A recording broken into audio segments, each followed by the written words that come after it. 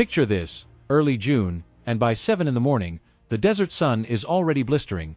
A crew of volunteers, not cops, not the FBI, not even trained forensic investigators, are trekking through the barren brush of Nogales, Sonora, Mexico, armed with shovels, guided only by anonymous GPS coordinates, and hunting for one name, Nancy Guthrie.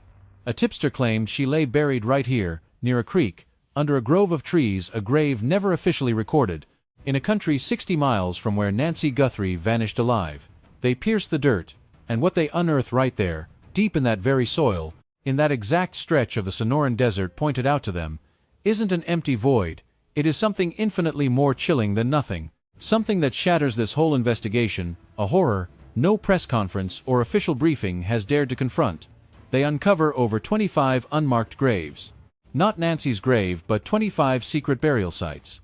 And from April to May, this same group had already unearthed the remains of over 30 souls in this exact area. Individuals with no files, no paperwork, no death certificates, and no families waiting for a phone call. 30 sets of human remains strewn across a desert wasteland near the border. Yet through it all, a shadowy caller relentlessly insists that, somewhere inside that grim earth, Nancy Guthrie is buried. When Brian Entin reported this bombshell, he refused to just skim the surface. He dug deeper, chasing the terrifying question that the secret tip, the frantic search, and 25 unmarked graves all screamed out. Not just, did they find her? What does this horror truly signify? What does Mexico mean for this hunt? What does the geography, the border itself, actually mean? What do 30 unidentified bodies in the caller's target zone mean for a desperate Tucson family waiting in agony since February 1st?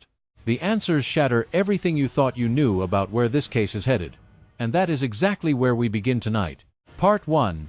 The geography everyone ignored. For the first 100 days of this investigation, the Mexico theory was publicly dismissed as a long shot.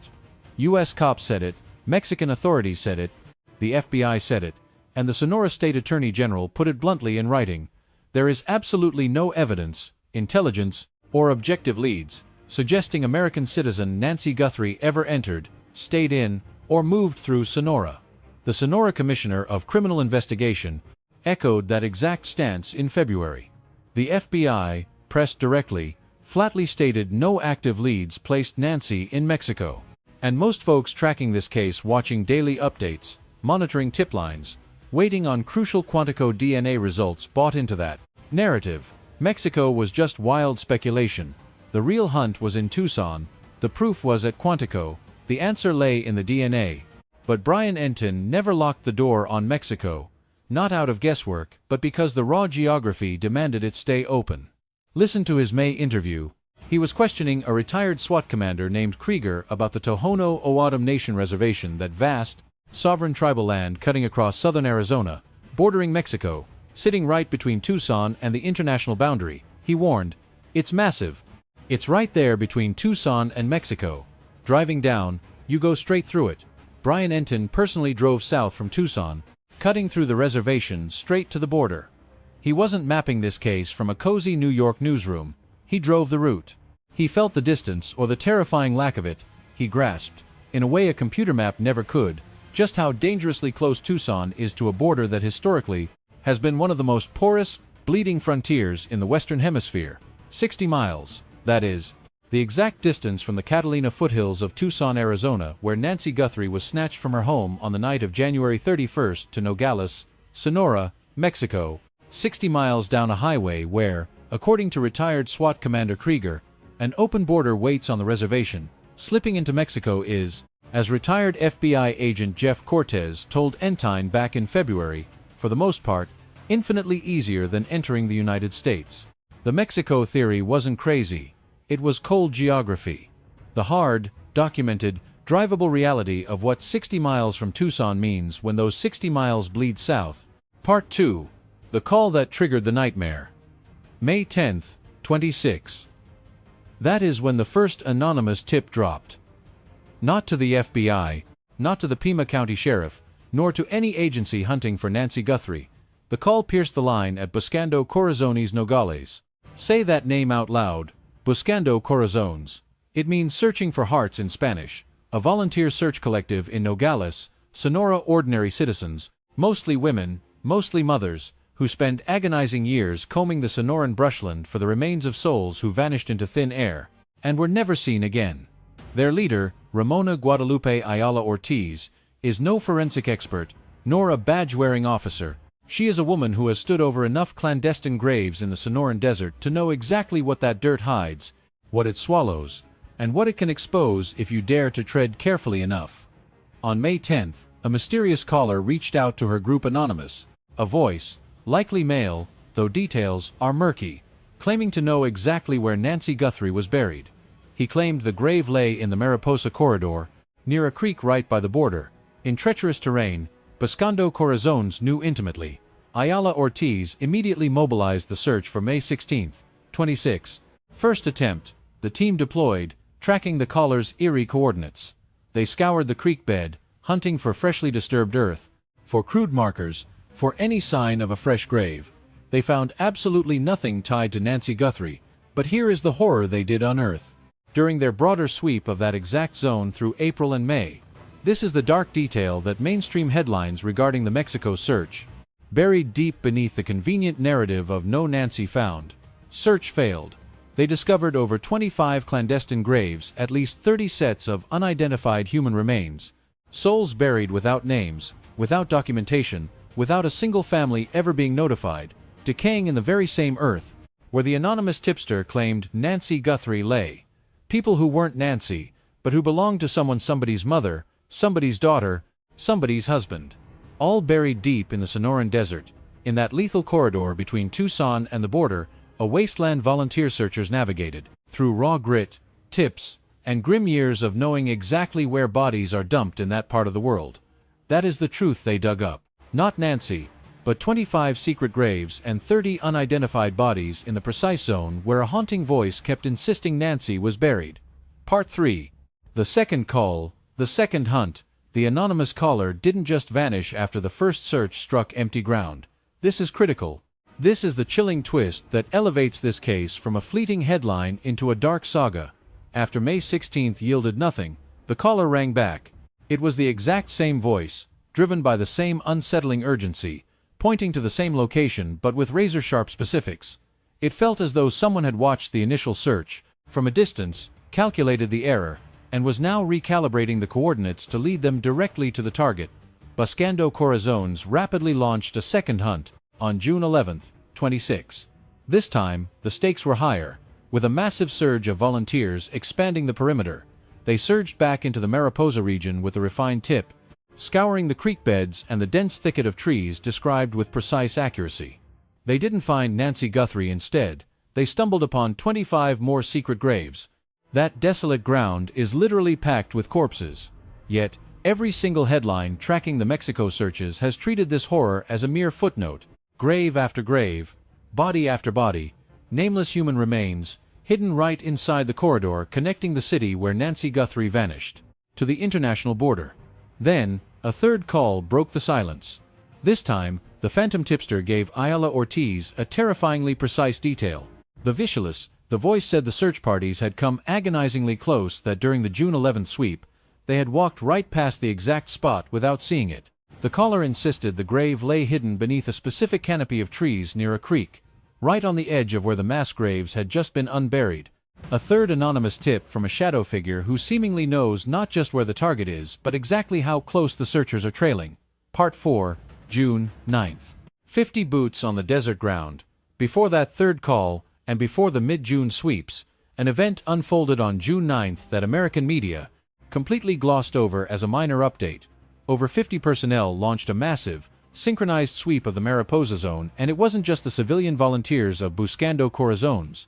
The Mexican National Guard, Sonora State Police, heavily armed AMIC agents, the State Search Commission, Municipal Civil Protection, Municipal Police, and university criminology students, over 50 individuals across multiple official and volunteer agencies, all stormed that Mexican soil together, hunting for Nancy Guthrie. Look closely at that roster.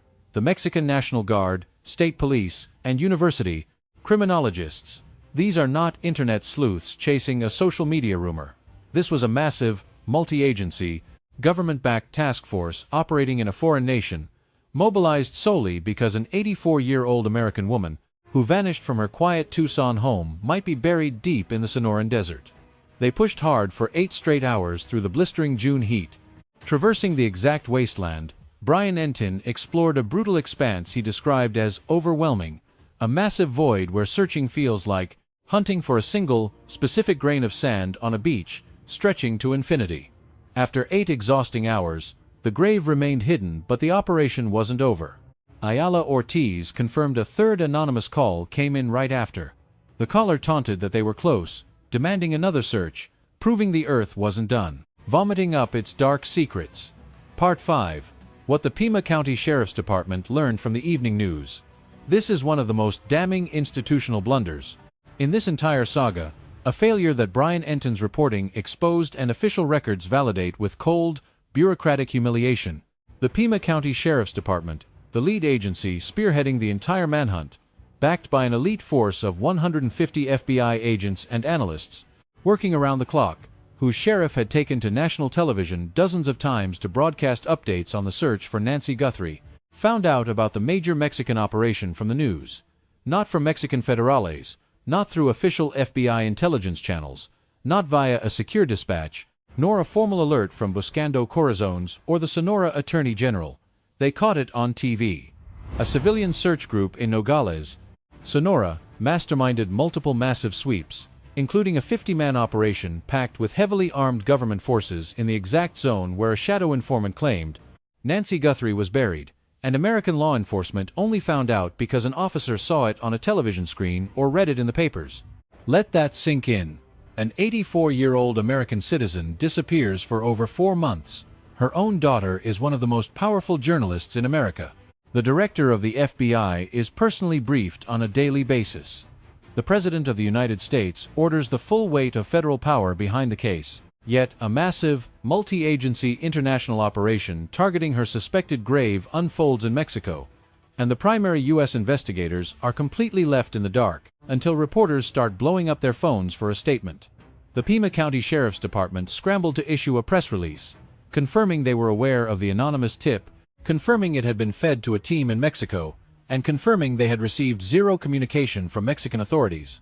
They added the standard line: "The investigation remains active and ongoing, and we will continue to pursue any credible leads." They also noted the FBI and the Sheriff's Office had since initiated contact with Mexican officials, not before the sweeps after.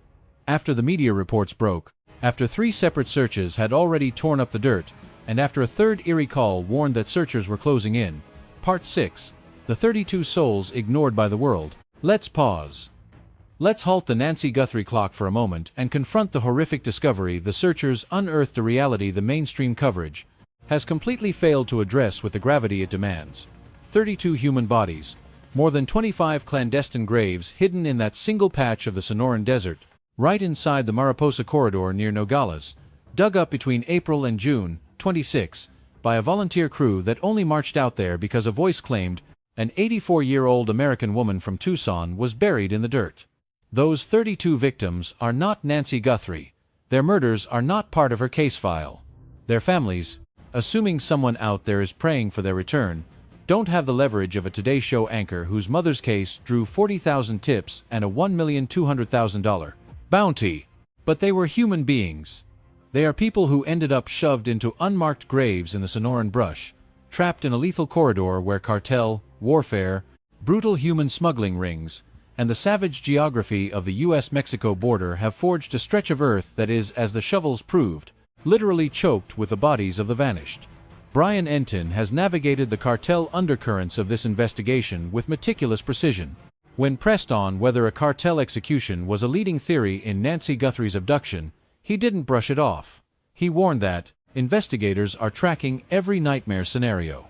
He confirmed the FBI is in direct communication with Mexican federales, and he confirmed that the geography, those 60 miles from Tucson to the border, the unmonitored reservation crossings, the specialized trafficking corridors cutting right through the Tohono O'odham Nation, is a dark reality that top investigators cannot afford to ignore.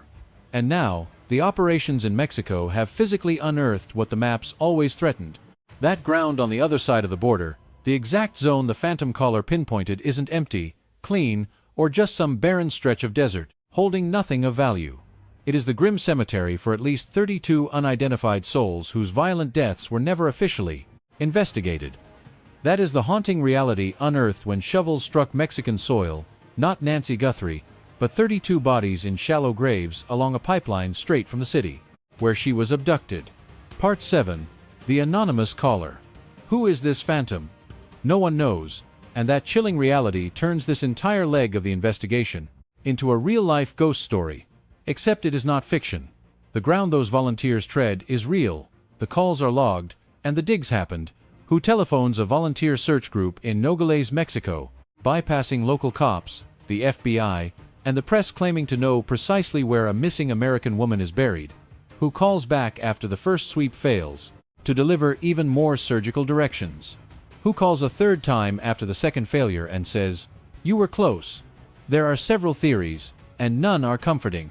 The first nightmare is that the tipster knows exactly where Nancy Guthrie lies, either because they helped orchestrate her abduction, or because they hold intimate knowledge of the common cartel or criminal syndicate responsible. An insider, who motivated by sheer terror, twisted loyalty, or cold calculation, refuses to touch the FBI tip line but is entirely willing to herd a civilian search crew toward the target zone. The second possibility is that the caller is feeding them pure fiction, either starving for attention, driven by some twisted psychological fixation on high-profile crimes, or actively sabotaging the investigation, a malicious decoy designed to bleed resources into Mexico and away from where the true answers lie. The third scenario, and the one made utterly terrifying by the discovery of 32 bodies in that exact zone, is that the tipster knows the terrain, knows what is buried there, and knows the mapping of secret graves in the Mariposa corridor from first-hand experience. For their own cryptic reasons, they are steering searchers toward a killing field that may hold Nancy Guthrie's remains, alongside 32 other souls who never had a primetime television special broadcast about their disappearance. Brian Entin's reporting hasn't identified this shadow informant. No law enforcement agency has publicly named or even profiled them. Yet the calls are verified through Buscando Corazon's own operational logs, confirmed to the press by Ayala Ortiz, who verified answering the calls and detailed the contents of each one. But the voice on the line remains a ghost, an unidentified anonymous tipster in an active kidnapping case, a voice demonstrating intimate knowledge of specific terrain, precise burial sites, and the exact proximity of searchers to their target is a piece of evidence no investigator can afford to ignore. Part 8. Brian Entin drove to Mexico. Let's revisit that phrase, because it isn't a throwaway line in Brian Entin's notebook. It is the single most physically dangerous, boots-on-the-ground act of investigative journalism in his entire coverage of this case. He drove to Mexico. Not hypothetically, not as a clever rhetorical device to describe how close the border sits. He got behind the wheel and drove south from Tucson, through the Catalina foothills, through the heart of the city, through the concrete sprawl of the southern metro, straight through the Tohono O'odham Nation reservation, out into the open desert, and down to the Mexican line. He documented the trek. He described the reservation, that massive, desolate, desert expanse bridging the gap between Tucson and the international boundary, that open border crossing on tribal land, which the retired SWAT commander confirmed is a specific corridor through which someone could easily transport an 84-year-old woman from the Catalina foothills into Mexico without ever touching an interstate, without stopping at a formal international checkpoint, and without ever triggering the grid of surveillance cameras and license plate readers monitoring the highways. That drive is the story. The physical act of driving it is the journalism. When Brian Entin tells his audience that the Mexico connection in this investigation demands attention, he isn't reporting from behind a safe news desk. He is speaking from the raw experience of having personally clocked the distance not in miles on a map, but in road time, in terrain, and in the stark, visual and physical reality of what 60 miles from Tucson actually looks like, and what it looks like is close. Dangerously close. Close enough that the Mexico theory is anything but a long shot. Close enough that the anonymous caller's relentless pressure, 3 calls, 3 increasingly surgical sets of directions, persisting even after 2 agonizingly failed searches, demands to be investigated rather than dismissed as a hoax. Close enough that Brian Entin's reporting on the Tohono O'odham Nation's geography, on the unmonitored border gaps, And on the FBI's back-channel communication with Mexican authorities isn't speculation about some distant, abstract scenario. It is a direct investigation into the 50-mile radius surrounding the exact spot where Nancy Guthrie was last seen alive. Part 9. What the FBI actually said and what it didn't. This is where the institutional narrative gets incredibly muddy, because the FBI's public statements on Mexico have been measured with surgical precision. The specific things they have omitted are just as damning as the statements they have released. In February 26, the FBI alerted Mexican authorities to Nancy Guthrie's abduction. They communicated with officials in Sonora, but explicitly told those officials there were no active leads, placing Nancy in Mexico at that time. By June 26, following the volunteer sweeps and the media explosion surrounding the anonymous tips, the FBI and the Sheriff's Office confirmed they had initiated contact with Mexican authorities once again. Not proactively, not before the shovels hit the dirt after, even as the Pima County Sheriff's Department insisted the investigation remained active and ongoing, and that they would continue to aggressively pursue any credible intel. The Sheriff's Office admitted they had never been contacted by Mexican authorities first. Meanwhile, the Mexican Attorney General's office and the Sonora State Prosecutor fired back with a statement claiming zero evidence existed showing Nancy Guthrie ever entered, stayed in, or traveled through Sonora. They stated, their own investigation had yielded absolutely no information, even of a preliminary nature, to back up any theory of her presence in the state. But look closer at those official denials. These are denials issued by the exact same state whose soil just vomited up 32 sets of unidentified human remains in the precise zone where the phantom tipster insists Nancy is buried. These are denials from authorities whose actual investigative grip on the Mariposa corridor is, as proved by the 32 bodies already unearthed there, practically non-existent. These are denials from a bureaucratic system that learned about a massive, multi-agency, 50-man sweep of a suspected burial site inside its own borders from the evening news. Official denials matter. They represent the formal, defensive posture of the institutions releasing them. But they don't close the case. Not when the earth itself is screaming something entirely different from the press releases. Part 10. The no-body prosecution question. This is where Brian Entin took the Mexico lead and tied it to the most terrifying legal nightmare of this entire case, the one reality most people tracking the story have refused to look dead in the eye. He brought an elite no-body homicide prosecutor named Tad DiBiase onto his podcast. Not because investigators have abandoned hope of finding Nancy Guthrie alive, but because 4 months in, this hunt must confront every nightmare scenario, including the horrific reality that she may never be found. Tad DiBiase is an elite expert in securing homicide convictions without a body. He has done it. He knows the brutal threshold it requires. And when Brian Entin grilled him on the specific roadblocks plaguing the Nancy Guthrie case, DiBiase was blunt. He had serious concerns not about the evidence or the DNA, but about glaring missteps in how the entire investigation was managed. The exact type of institutional failures that can completely destroy a no-body homicide case before a jury.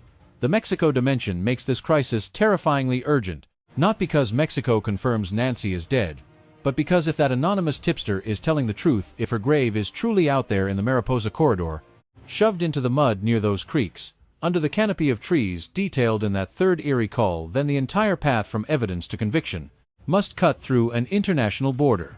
Cross-border evidence, cross-border crime scenes, cross-border biomaterial, all chained to complex international legal protocols, bilateral law enforcement friction, and chain of custody minefields that multiply in danger the second they cross a sovereign line. And if the remains are found, if a fourth search, a fifth, or a sixth finally exhumes what that phantom voice insists is there, this investigation instantly mutates from a missing person search into a capital homicide.